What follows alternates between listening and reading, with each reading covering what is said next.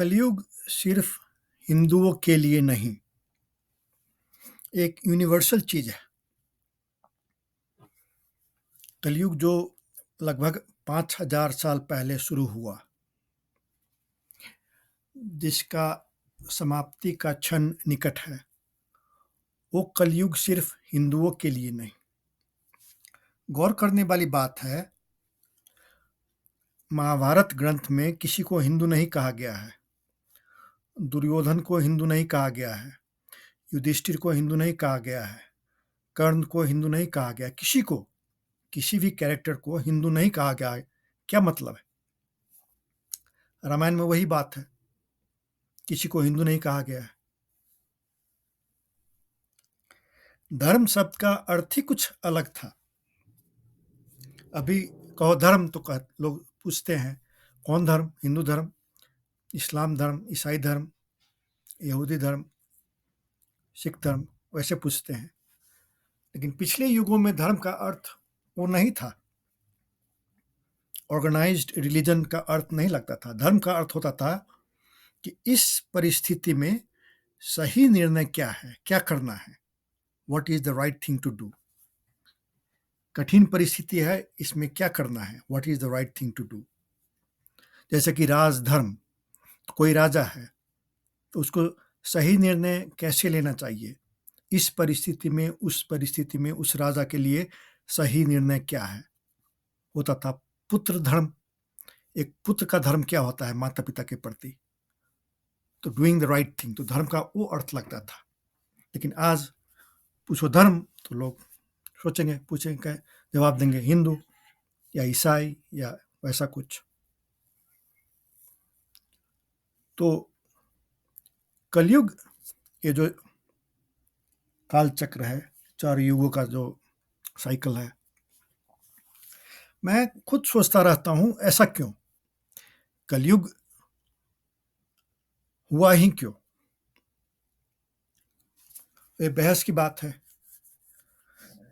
जैसे ये तो ऐसे पूछना हुआ, और एक प्रश्न खुद हनुमान जी ने शिव जी को पूछा था, तो शिव जी ने जवाब दिया था कि जिस तरह दिन के बाद रात का आना होता है, उसी तरह ये युगों का चक्र है, ये साइकिल है, चलता रहता है, समय का काल चक्र है, चलता रहता है। और जो 4 युग हैं, पहला जो सत्य युग, और इसका जो एक इमेज है जो मेरे दिमाग में भी आ रही है, धर्म सत्य युग में 4 पैरों पर खड़ी रहती है, अपने सभी 4 पैरों पर खड़ी रहती है। उसके बाद के युग में सिर्फ 3 पैर, उसके बाद के युग में सिर्फ 2 पैर, कलयुग में सिर्फ 1 पैर पर खड़ी रहती है धर्म। यानी कि धर्म का बहुत क्षय हो गया रहता है। उसके दूसरे तरफ से समझने का तरीका है, सत्य युग में मानव जाति ईश्वर के बहुत करीब रहती है, और ज्यों ज्यों दूरी बढ़ता जाता है तो क्या होता है, जब ईश्वर से दूरी बढ़ती चली जाती है, धर्म का क्षय होता चला जाता है, तो क्या होता है मानव समाज में, मानव के प्रति व्यवहार बहुत खराब हो जाता है।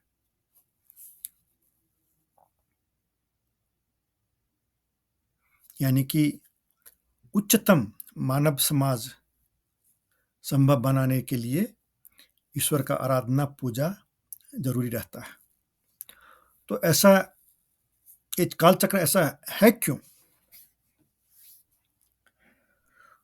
बहुत लोग हैं नहीं मानते हैं स्वर्ग है, नहीं मानते हैं नरक है, जो 3 लोक, स्वर्ग, पृथ्वी, नरक, नहीं मानते हैं।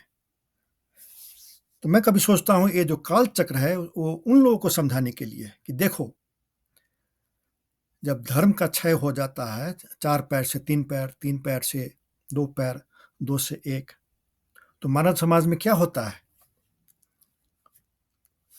मानव का मानव के प्रति आचरण कितना खराब हो जाता है। तो ये मान के चलो, अगर चारों के चारों पैर नहीं हो तो क्या होगा, तो नर्क हुआ, नर्क में मत जाओ। अच्छा कर्म करो, ऊपर की ओर बढ़ो। तो कलयुग सिर्फ हिंदुओं के लिए नहीं है। यद्यपि ये जो नाम है कलियुग, ये हिंदू धर्म ग्रंथों से आती है। कलियुग, कली कौन? कली पुरुष, सेटन, शैतान। और कली पुरुष के बारे में विभिन्न धर्म ग्रंथों में वर्णन है, जैसे कि गीता में भगवान श्री कृष्ण कहते हैं अर्जुन को, और अर्जुन के मार्फत वो समस्त मानव जाति को कह रहे हैं कि जो दानव दैत्य असुर हैं उनको भी मैंने ही बनाया है। तो क्या कह रहे हैं ईश्वर? मैंने ही बनाया है। उसको गलत समझना होगा कि ईश्वर को कुछ ड्रामा चाहिए था तो अच्छे लोग भी बना दिए, बुरे लोग भी बना दिए। वो नहीं है। जो शैतान है, जो कली पुरुष है, वो पैदाइशी शैतान नहीं है। प्रत्येक मनुष्य और स्वर्ग के प्रत्येक नागरिक वो फ्री विल के साथ पैदा हुए हैं। फ्री विल यानी कि आप चाहे तो अच्छा भी कर सकते हैं, चाहे तो बुरा भी कर सकते हैं। वो छूट आपको है। गीता में भगवान श्री कृष्ण कहते हैं कि मनुष्य क्या करे, अच्छा करे बुरा करे, वो मैंने उस पर भी छोड़ दिया है। तो उसको कहते हैं फ्री विल। अलग अलग धर्म ग्रंथों में उसकी जिक्र है।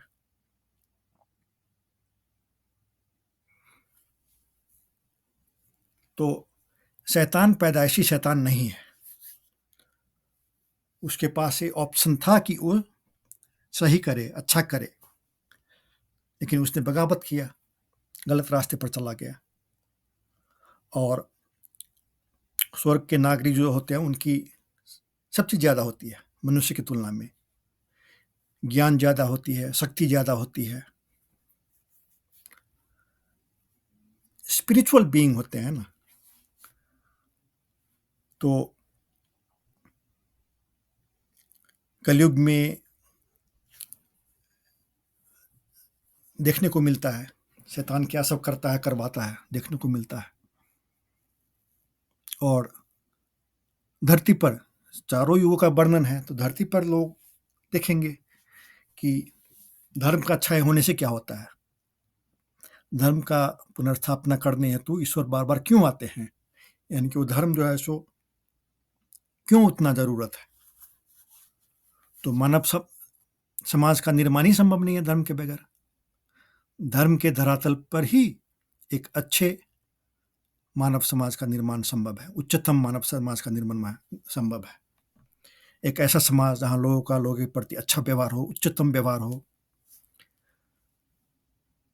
अच्छे अच्छे परिवार निर्माण हो।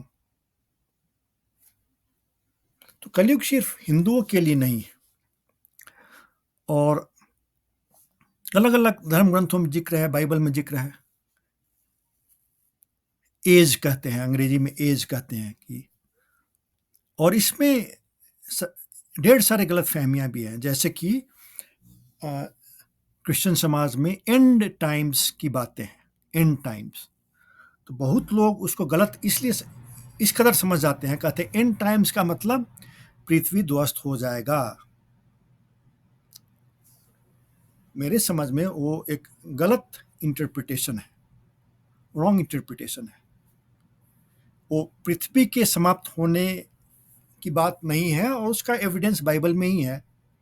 वो पृथ्वी नहीं समाप्त हो रहा है, वो युग समाप्त हो रहा है। एंड टाइम्स का मतलब युग समाप्त हो रहा है। एक युग को समाप्त होना है, दूसरे युग को आना है, शुरू हो जाना है। उसी ग्रंथ में लोग देख सकते हैं। लेकिन धर्म ग्रंथ पढ़ना आसान नहीं होता है।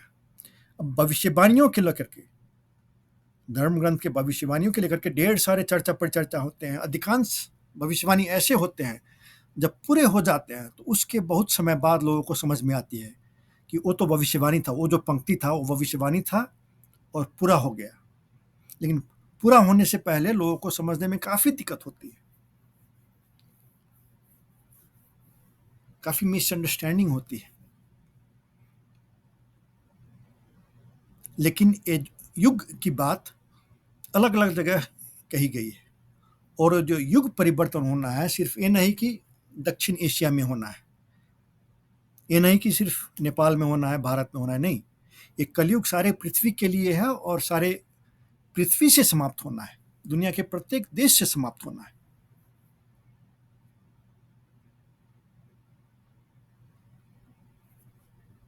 तो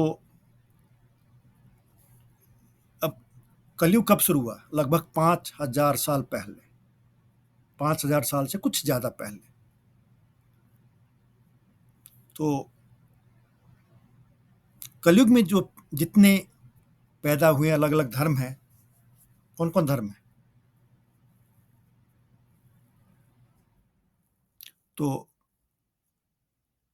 किसी ने कहा है कि सत्ययुग में, पिछले सत्ययुग में शिव जी ने अपने जो शिष्य थे सप्तऋषि, 7 ऋषि, कहा जाता है कहानियां शिव जी के बारे में कि वो भगवान राम की तरह या भगवान कृष्ण की तरह वो धरती पर पैदा नहीं हुए, किसी औरत के कोख से पैदा नहीं हुए, वो स्वर्ग से ही ध्यान मुद्रा में अवतरित हुए, कहीं हिमालय पर्वत में कहीं बैठे हुए हैं, अवतरित हुए, बैठे हुए हैं, ध्यान कर रहे हैं, आंख बंद है।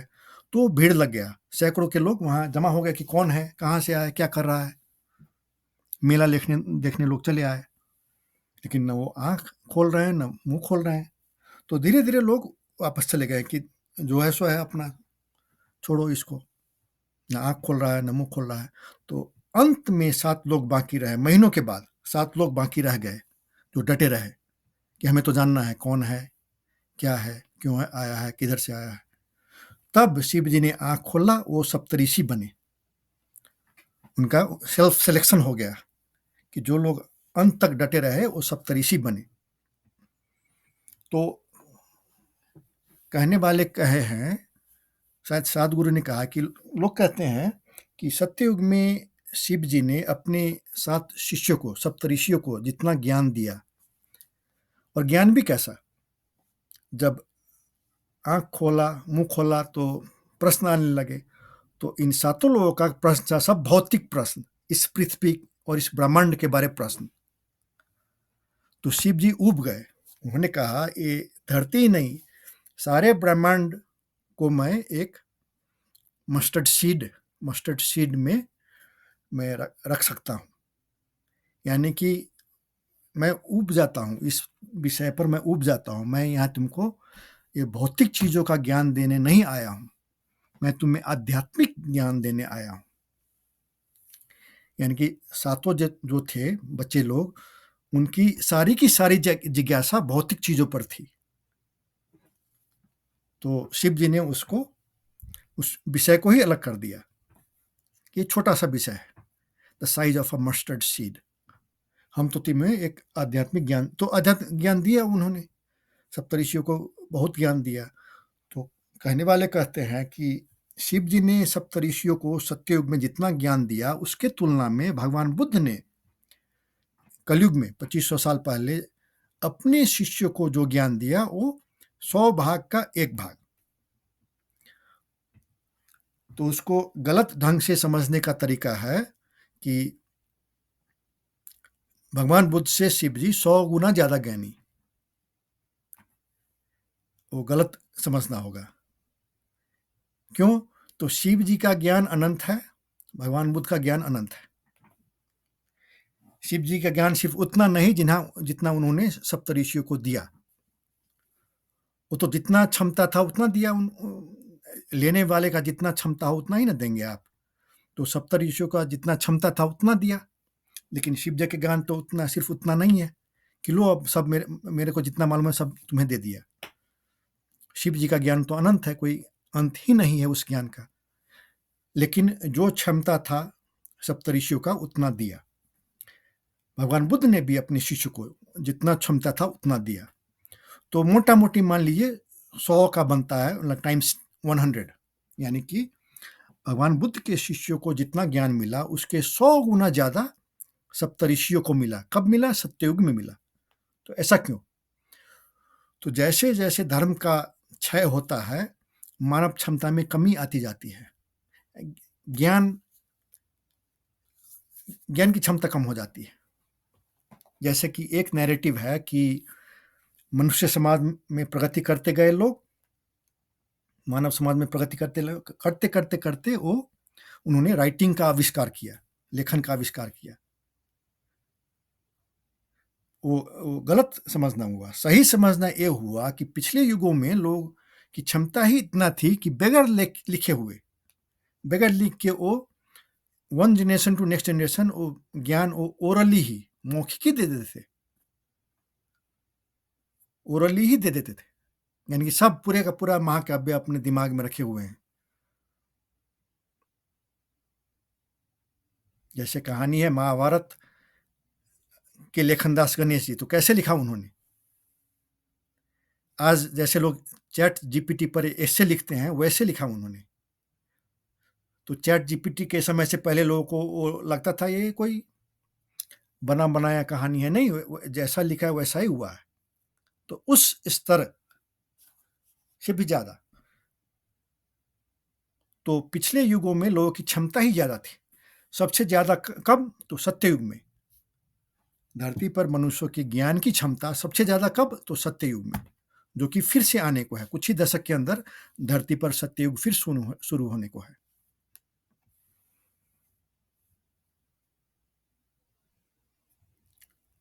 तो इसका क्या अर्थ निकलता है? कुरान में भविष्यवाणी है कि एक दिन इस्लाम खत्म हो जाएगा, वो कुरान में ही लिखा हुआ है। उस धर्म के धर्मावलंबी को किसी दूसरे धर्म ग्रंथ को पलटाने की जरूरत ही नहीं है। लिखा है इस्लाम धर्म खत्म हो जाएगा। तो उसका मतलब क्या हुआ? तो जो धर्म कलयुग में शुरू हुआ, और जो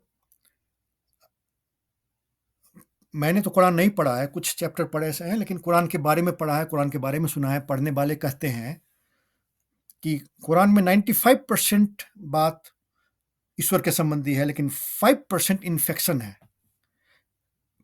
शैतान ने इन्फेक्ट कर दिया, कुछ मिक्स कर दिया। तो एक पानी का घड़ा है, पानी का बोतल है, उसमें अगर 5% इंक मिला दो तो क्रिटिसाइज करने वाले कहते हैं कि थोड़ा मरोड़ा गया है। खैर कुछ भी हो, कुरान में ही लिखा हुआ है कि एक दिन कुरान को, इस्लाम धर्म को खत्म होना है। तो एक कलयुग में पैदा हुए धर्म कलयुग में ही खत्म हो जाएंगे। क्यों खत्म हो जाएंगे? तो कलयुग के धर्म, किसी भी धर्म के मार्फत जो ज्ञान दिया गया है लोगों को, तो बहुत कम है, वो ज्ञान कम है। क्यों? तो कलयुग में क्षमता ही कम रहती है। जितना क्षमता रहेगा उतना ही ना दीजिएगा। लेकिन कलयुग समाप्ति के साथ साथ ही, कलयुग समाप्ति के साथ साथ ही जब सत्ययुग शुरू होगी, कुछ ही दशक के अंदर सत्ययुग शुरू होगी, तो लोगों की जो क्षमता बढ़ेगी, आध्यात्मिक क्षमता बढ़ेगी, ज्ञान की क्षमता बढ़ेगी। तो स्वाभाविक है जो कलयुग में पैदा हुए धर्म है उसके पास वो ज्ञान है ही नहीं, कंटेंट ही नहीं है। और सत्ययुग का क्या होता है? स्वर्ग में कोई धर्म नहीं है, स्वर्ग में कोई धर्म नहीं है। क्यों? तो स्वर्ग के जो नागरिक हैं, देवी देवता हैं, उन्हें ईश्वर की प्रत्यक्ष उपस्थिति अनुभव होती है। जहां ईश्वर की प्रत्यक्ष उपस्थिति अनुभव हो, वहां किसी धर्म की जरूरत नहीं रह जाती है। तो सत्ययुग में, जब सत्ययुग शुरू होगी, तो स्वाभाविक है जो कलयुग में पैदा हुए धर्म है वो धर्म खत्म हो जाएंगे। क्यों? तो अगर कोई प्राइमरी स्कूल का विद्यार्थी को तो जब हाई स्कूल जाना है या कॉलेज जाना है, तो प्राइमरी स्कूल तो खत्म हो गया, प्राइमरी स्कूल का तो खत्म हो गया, टाइम एक्सपायर हो गया। तो उसी तरह कलयुग में पैदा हुए धर्म सब खत्म हो जाएंगे कि प्राइमरी स्कूल का समय खत्म हो गया। तो इसमें अब सनातन धर्म कहिए या हिंदू धर्म कहिए, बेहतर नाम तो सनातन धर्म ही होगा। सनातन धर्म को सनातन धर्म क्यों कहा गया है? इटर्नल रिलीजन क्यों कहा गया है? तो गॉड इटर्नल है, विभिन्न काल चक्र में मानव जाति जो संबंध स्थापित करती है, तो उसका तो न और है ना अंत है, क्योंकि गॉड तो इटर्नल है, तो इसीलिए सनातन धर्म कहा गया है, इटर्नल रिलीजन। तो अगर कलयुग को समाप्त होना है कुछ ही दशक में और सत्ययुग का शुरुआत होना है, तो उस सत्ययुग का रेफरेंस पॉइंट कहाँ मिलेगा? 500 साल पहले शुरू हुए सिख धर्म में मिलेगा, या 1400-1500 साल पहले शुरू हुए इस्लाम धर्म में मिलेगा, या 2000 साल पहले शुरू हुए ईसाई धर्म में मिलेगा, या 2500 साल पहले शुरू हुए बुद्ध धर्म में मिलेगा, या 4000 साल पहले शुरू हुए यहूदी धर्म में मिलेगा? कहाँ मिलेगा उसका रेफरेंस पॉइंट? स्वाभाविक है, कलयुग में पैदा हुए धर्मों में नहीं मिलेंगे, तो कहाँ मिलेंगे? पिछले सत्ययुग का ज्ञान कहाँ पर है? तो वो सनातन धर्म में है, और वो सबके लिए है, किसी भूगोल में सीमित बात नहीं है वो। इसीलिए कल्किवादी घोषणा पत्र, भगवान कल्कि जो आए हैं धरती पर, और उन्होंने एक रोड मैप प्रकाशित किया है कि इस तरह कलयुग को खत्म होना है, कलयुग को खत्म करेंगे। तो उस रोड मैप में नए जात व्यवस्था का जिक्र है, एक ऐसी जात व्यवस्था जिसमें किसी को, सिर्फ नेपाल भारत के लोगों को नहीं, कहीं के लोग हों, किसी को भी अगर ब्राह्मण बनना है उस नए जात व्यवस्था में, क्या करना होगा? आप मांस नहीं खा सकते, दारू नहीं पी सकते, धूम्रपान नहीं कर सकते, वो सब करना होगा।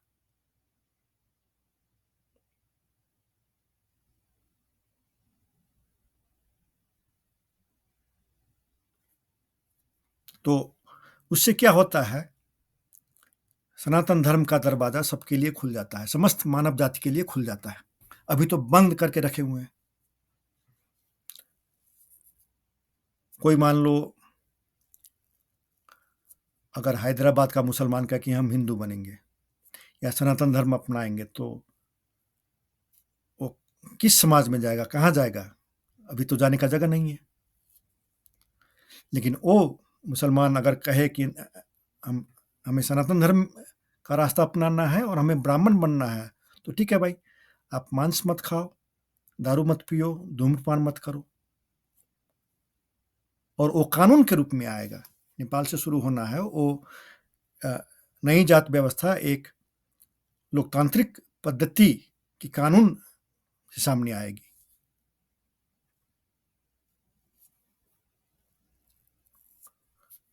तो ये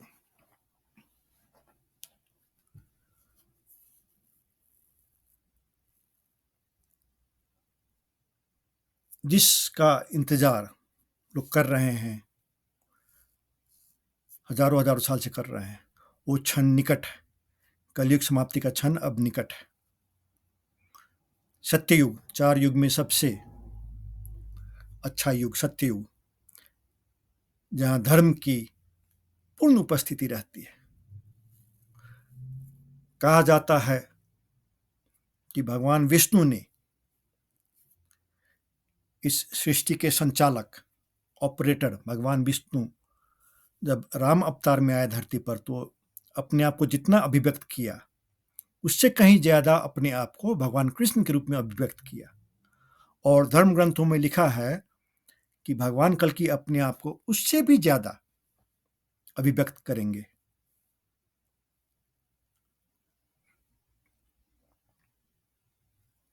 तो ये व्यापक खुशी की भी बात है, और ये एक कठिन समय भी है। ये जो युग परिवर्तन होना है, तो ये एक ट्यूमुल्टियस टाइम का संकेत है, लेकिन इसमें एजुकेशन का, संगठन का बहुत बड़ा रोल है।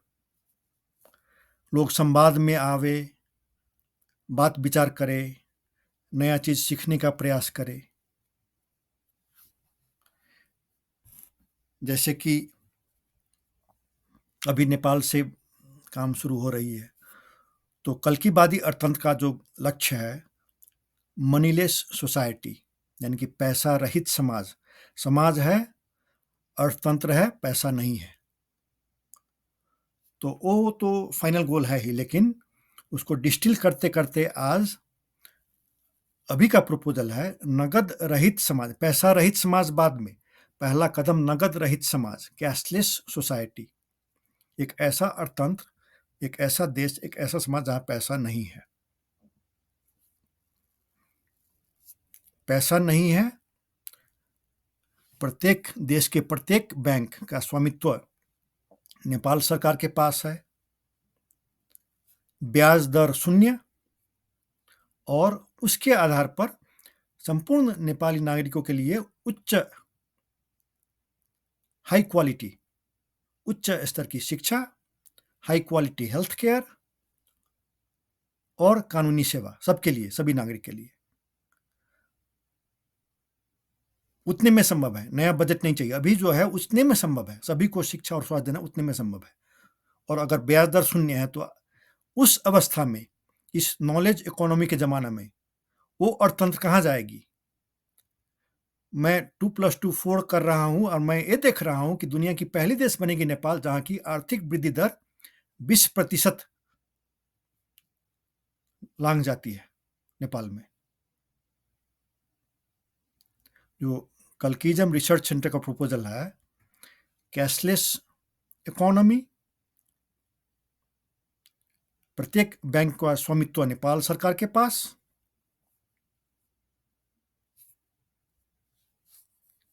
ब्याज दर शून्य, और प्रत्येक नागरिक के लिए, प्रत्येक नेपाली के लिए उच्च स्तर की शिक्षा, उच्च स्तर की स्वास्थ्य, निशुल्क, सबके लिए निशुल्क, किसी को पैसा नहीं देना है, कानूनी सेवा भी निशुल्क। और उतना करने से प्राइवेट सेक्टर में इतना दम आएगा, राजनीति स्वच्छ हो जाएगी, भ्रष्टाचार पूर्ण रूप से समाप्त, दहेज प्रथा पूर्ण रूप से समाप्त, जगह ही बाकी नहीं है। जिस तरह अंधेरे में बत्ती जला दो, दीपक जला दो तो अंधेरा खत्म हो जाती है, उसी तरह इस प्रपोजल से भ्रष्टाचार पूर्ण रूप से खत्म, तो राजनीति स्वच्छ हो जाती है। तो अच्छे राजनीतिक नेतृत्व आगे आएंगे, सक्षम, अपने पद के लिए सक्षम लोग आएंगे आगे। तो उस अवस्था में देश की आर्थिक प्रगति इस तेजी से होगी कि वैसा कोई नमूना नहीं है। न चीन, न भारत, न अमेरिका, यूरोप, कहीं नहीं, नमूना नहीं है। वो नेपाल में होने जा रही है। तो उसके लिए जो प्रवासी नेपाली है, उनका एक अहम रोल बनता है। दुनिया भर में, Malaysia, gulf, America, Europe, Australia, जगह जगह जो नेपाली गए हुए हैं, उनका अहम रोल बनता है कि इसमें सहभागी हों, और एक ऐसा रास्ता है जो नेपाल को विश्वगुरु बनाएगी। पहले नेपाल में जो काम होगी वो सारी दुनिया देखेगी, और दुनिया भर के लोग कहेंगे हमें भी चाहिए, हमें भी चाहिए, वो मांग करेंगे। ऐसी बात है। इस पवित्र काम में हम सब लोग सहभागी हो जाएं, मेरा ये अनुरोध है। ये सिर्फ ये सत्ता परिवर्तन, व्यवस्था परिवर्तन, ये युग परिवर्तन की बात हो रही है। इसको जरा समझने का प्रयास करें। और युग परिवर्तन सिर्फ एक देश के लिए नहीं, इस संपूर्ण देशों के लिए, स्टेप बाय स्टेप, लेकिन सारी पृथ्वी के लिए होनी है। दुनिया के इतिहास का सबसे बड़ा प्रोजेक्ट। मैं बार बार कहता हूं, जब सत्ययुग में लोग सालों तपस्या करते थे तो 10-20 सेकंड के लिए ईश्वर का दर्शन हो जाए धन्य होते थे। लेकिन अभी जब धरती पर ईश्वर मानव अवतार में हो तो दर्शन ही दर्शन, दर्शन ही दर्शन। कितने सौभाग्यशाली लोग हैं जो ईश्वर को मानव अवतार में दर्शन कर पाते हैं। वो आप हो सकते हैं। तो कर्म करना होता है, सभी को कर्म करना होता है। तो हम अपना कर्म करें, इस प्रोजेक्ट में सहभागी हो गए और इसको सफल बनावें।